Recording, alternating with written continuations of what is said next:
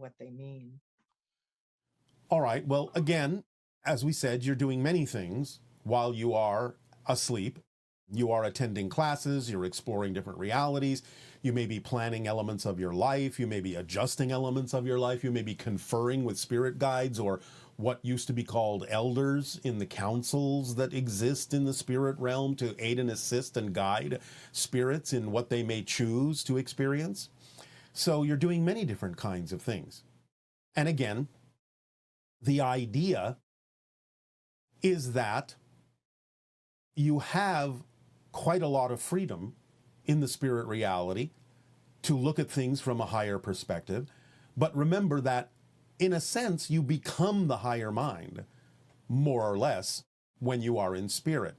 And then when you choose to awaken in physical reality, you usually leave a percentage of yourself behind in spirit, the non-physical self, that becomes the higher mind. So the idea is that when you wake up, sometimes the messages or the experiences simply have no way of being literally translated into physical terms. And that's why dreams may seem very strange, because again, the physical mind is limited in the number of symbols and the kind of symbols it can use to represent what happened in another dimensional plane, and things don't always equate one-to-one from the spirit world to the physical world in terms of the experiences. But the physical mind does its best. Things may seem confusing because they don't seem to make sense. But on another level, it was perfectly sensible when you had the experience. You don't really have to worry about the idea of the discrepancy between the physical and non-physical reality. You will have absorbed what you needed to absorb of the experience in a way that will work for you. Whether your physical mind can make sense out of it or not isn't always that important. So it's kind of like a lot of people feel like, oh, I have to remember my dreams and I have to interpret them, etc. In actuality, you're doing what you need to do when you're having the dream. And then sometimes it can be of value to translate them or understand them if it Yes. stays residually with you when you wake up in the morning. Oh, But yes. in general, it's pretty self-sufficient process for your consciousness. Yes, the things that you need to remember, the things you need to reflect on, you will most likely remember. Now, if you are creating the idea of fear-based beliefs within your physical mind, they can sometimes act as obstructions to the clear interpretation of what you remember as an experience on the higher levels. And so that might be a reason to remember the strangeness of the dream, to work out what the strangeness is all about. It can, again, be for a variety of reasons. Simple misinterpretation of things happening in another dimension, or it can actually be obstruction of the meaning of things because of beliefs within you that force you to look at those beliefs, get you to really look at them so you can make sense out of what happened, so you can gain clarity about the symbols that are represented by the dream. But again, you have to take this on a case-by-case, person-by-person basis as to the reason for why it might be important for them to examine and interpret a dream, as opposed to when it might not be that important. Yes, because there certainly are lots of books about symbols in dreams and what they Yes. mean, but actually it can be very different. Your own symbols can be quite different from that They and the can. meanings that show up in books. They can, but there are some generalities that are true for most of you in the collective consensus consciousness. So sometimes that will work just fine, but yes, you may always make slight adjustments or even have completely different symbols to represent the same concept. So again, it comes down to really knowing yourself and investigating yourself clearly so that you understand your own language on that level as well. That sounds like an exciting project, actually, just keeping track of your dream symbols and starting to eke out what they mean. Yes. Many people have dreams like of being chased or trying to run and being in molasses or not being able to make a phone call because Yes. those kinds of dreams. Well, some of them are relatively obvious in the sense that you may feel mired down, you may feel that communication is not forthcoming. Many of those things are relatively obvious as a simple symbol. But again, it depends upon what the person is processing, what it is they're experiencing. And recurring dreams, where some people have the same dream from childhood over and over again. Yes. Um, Can Again, be the result of something that is being attempted to be delivered in communication to them, or something that they have fixated on. Again, it can be different things. But if it happens over and over again, obviously it is something to pay attention to figure out whether it is something you fixated on, or whether there is a message attempting to get through from a higher level to you, or whether you are simply playing a game with yourself to remind yourself to focus on some particular thing when you stray too far. This technique can be used for a variety of reasons. Again, you have to know yourself to know in which way you might be using the idea of recurring dreams. It can also be an understanding of probabilities that may be more likely to occur than others, and reminding yourself that this has been set up to be inevitable. So again, it depends on how you're relating to the idea of a recurring dream and what purpose it serves in your life, and how you're actually using it to inform yourself of something that might be important. So, for example, a person who can't remember the specifics of a dream, but it has a feeling to it. And Yes. in fact, it's not the first time they've had the dream. They just get that feeling again and again. What would be a good technique for deciphering the feeling? All right, well, first and foremost, don't get up right away. When you wake from a dream, stay there for at least 5 minutes, maybe even a little bit longer, and see if more details of the dream come back to you to make itself more clear to you. That would be the first thing to do.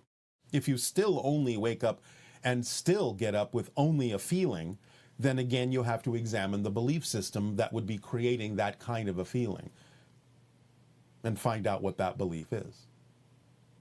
Yes, because one person was asking, like, why do dreams fade away? Why do I have to go through this process of trying to remember the dream when I woke up in the morning, or wake up? Yes, well, again, it's not about trying to remember, it's about allowing yourself to recall. But if you get up right away, then it can fade, because again, you have to get on about the business of your physical life. You again, no matter what, will have absorbed the information of the dream, and it might come out later in some circumstance or situation where you suddenly realize you have the information you need to handle whatever is going on, and that information may have been downloaded to you in a dream, and you simply didn't know that until the situation required you to recall that, or exhibit that ability that you gave yourself from the dream state. So it's not about trying to remember. If you don't remember, then just get on with your life. You still have the information in you somewhere.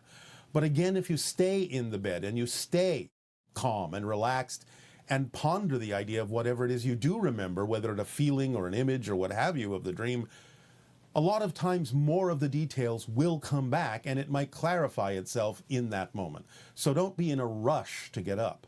Just stay within that floating experience and let whatever needs to come back to you come back as much as it possibly can. If nothing else comes back after 5 or 10 minutes, then fine, get up and be about your day. And what about the idea of programming yourself to remember your dreams when you wake up? Is You can do that. You can do that. That's It's the same technique that many people use when they say, I'm going to get up at 9 o'clock. And their inner clock goes, bing, there you are, 9 o'clock. So many people who have the ability to program other things like that in their mind, in their brain, can also use it to program the idea of remembering their dreams. But again, more often than not, it will require that you stay in a state of repose to make it easier so that you don't get distracted by the physical reality around you by getting engaged with it too strongly right away. um well, I guess we covered this, the idea of a strategy to interpret symbols and events in dreams. Yes, we Is covered. there anything else we can add to that? Okay. Not at the moment. All right. And how can I start lucid dreaming? Is there an easy and efficient process, meditation or prayer, to ask for lucid dreaming? And how can I teach my physical mind not to be afraid of lucid dreaming? Well, first, of course, in asking the question that way, the person would have to understand what they are afraid about lucid dreaming. And once they allow themselves to clarify what the fear-based belief is, what they think will happen if they go into lucid dreaming, that certainly would be a big step toward being capable of doing it, is getting the fear-based belief out of the way. Now, there are many techniques that exist on your planet for such things, and different ones will work differently for different people. We will have to leave it up to synchronicity to attract the working methodology that would be best for you. You can find it in some books, you can find other people who teach such things. But again, the first and foremost issue is you have to find out why you would be afraid to lucidly dream. Any ideas why people would be afraid of lucid dreaming? Well, they might think they're going to lose connection with physical reality and never come back. They might think that they might actually choose to never come back because what they've heard about the idea of the spirit reality and waking up in the dream is so much more wonderful than physical reality. So they have to be honest within themselves about the belief systems they have about their connection and relationship to physical reality, so that they also know that it's a choice that can be made, but that they won't necessarily make it and leave everyone behind. So there may be a vast array of reasons why they are afraid to lucidly dream. Yes, well, again, anything that is outside the vibration, the pure vibration of staying in that state, is going to bring you back to physical reality focus. And again, the idea is you do have a physical life to lead, you do have a physical life to live, and therefore you're not necessarily going to stay in the lucid dream state that long because you made an agreement and chose a theme where you need to focus in physical reality dream. And the more you become lucid in physical reality, again, the easier it will be to become lucid in the dream state as well. So the primary purpose of having a physical life is to know yourself, to be yourself, and to become more conscious and more aware and more lucid in the physical dream. Then that can leak into the dream on the other side, and vice versa. But remember that in the dream state, often many people are setting up in the physical world what it is they choose and need to experience. And therefore, they're focused on that as being, at the moment at least, more important than becoming lucid in the way that you're talking about it in the dream state. It seems like during lucidity, we have more abilities. Like some people can fly. Some people notice that there's almost an etheric glow to the environment that they're in. Well, that's because they're in an etheric reality. And as we said, glows and lights and colors are different there. Okay. So is lucid dreaming an important step in being able to experience physical reality as more of a dream, and also of connecting with other dimensions and things like that? It can be, but it depends upon the theme that was chosen by the person. It's not necessarily more important. So it's a permission slip that if you feel attracted to it, that would be something to delve into more closely Yes, it's not and everyone's understand path. it. Yes, it's not everyone's path. Just for our audience, there is a session on lucid dreaming that you did a number of years ago, and if you check with the chat, they can give you more information. That can help if it works for some people, yes. But again, it depends on the path the person has chosen. It's in some ways more important to become more lucid in the physical dream. So when we are more lucid in the physical dream, does it start to look more like a lucid dream? Yes.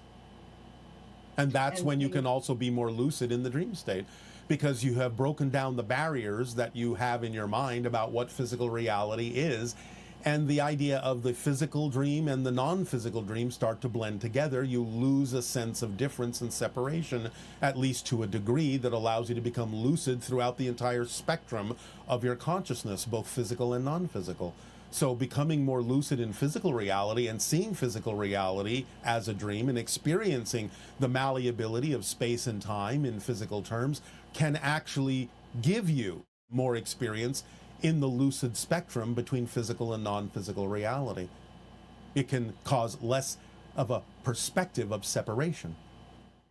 so compartmentalization is also an aspect of lucid dreaming, like the less you have to compartmentalize because it hasn't been dealt with, fearful, negative belief, things like that, the more challenging it would be to lucid dream or some version of that. And it's reflected in physical reality also, that Yes. you perceive more and you feel more like you're in a lucid dream when you have broken down the compartmentalization. Is that In accurate? general, for most, yes. There is going to always be exceptions to any idea you may propose because different people will do things in very different ways. But in general, yes, that's true. And does time actually have a difference? For example, that individual was saying, oh, it happens so fast and then I'm out of it. Is it possible that they're actually in the lucid dream for a really long time and you just don't know it? Yes, relatively speaking, time is very different in the higher states. It's not what you experience in physical reality. And for What may lucid, seem to be 5 minutes in physical reality could actually be experienced as 5 years in the non-physical state. and in lucid dreaming, is that a way that you can connect with hybrid children and other beings in other I think you know dimensions? the answer to that is yes. Yes, I guess so. Just confirming. All right. Um, okay, now prophetic dreams are also a big question.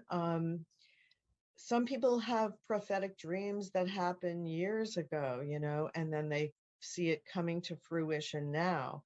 Yes. Other times, one person expressed a concern that the things that they were shown in this prophetic dream are actually connections they're making to other realities of other people that are having those experiences.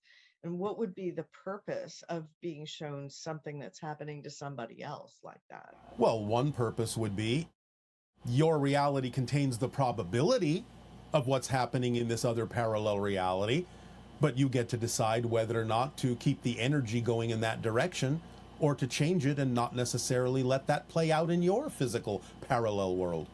Wouldn't that be of benefit to many people to examine what's going on in other parallel realities so that they can pick and choose what it is they prefer to experience in their own?